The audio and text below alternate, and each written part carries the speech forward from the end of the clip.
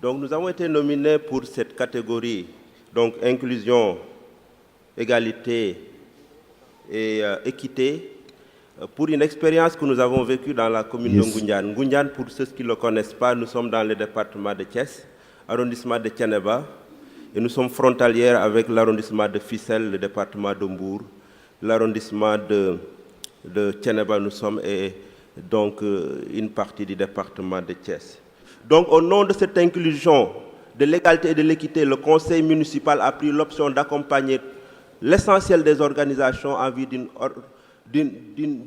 participation et d'une responsabilisation. Mais pour cela, il faut que ces organisations aient une reconnaissance juridique. Et pour cela, le conseil municipal a mis en place une équipe d'experts qui est chargée d'accompagner toutes ces structures pour les permettre de se doter d'une reconnaissance juridique. Parce que vous savez, l'administration ne peut pas travailler avec des gens de l'informel. Il faut avoir une reconnaissance, il faut avoir un récépissé, il faut avoir en tout cas des statuts et l'ensemble de la documentation qui permet d'en bénéficier. L'enjeu, c'est de promouvoir une gouvernance transparente et une participation soutenue des acteurs locaux, en général les groupes vulnérables, comme je l'ai dit tantôt, les jeunes, les femmes, les handicapés, en tout cas les organisations qui sont souvent laissées en rade.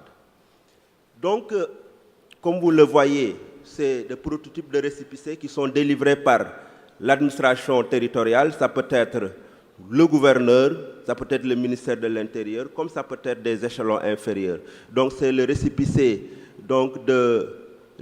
d'une association des jeunes. Si je me trompe, c'est l'association des personnes handicapées de Ngoundiane. Vous voyez ici le récépissé de l'association des étudiants qui sont organisés en pôle à Dakar, à Saint-Louis, à Ziguinchor. Et un autre exemple, c'est l'association des tailleurs, sans oublier naturellement les femmes qui occupent un rôle prépondérant dans ce dispositif. Vous voyez l'évolution de la courbe des subventions et dépenses effectuées dans ce secteur. De 2009 à 2013, donc lors de notre premier mandat, naturellement, c'était notre première expérience, le cumul des subventions était autour de 84 millions. Et vous voyez, de 2014 à 2018, cette courbe n'a cessé d'augmenter. Et rien qu'en 2018, nous sommes à plus de 115 millions, donc qui a presque égalé le cumul de notre premier mandat, parce que nous avions eu une expérience réussie à travers, en tout cas, l'évolution de ces groupements, à travers la prise en charge de leurs besoins primaires, à travers aujourd'hui l'amélioration de leurs conditions de vécu. L'exemple le plus patent, c'est les femmes.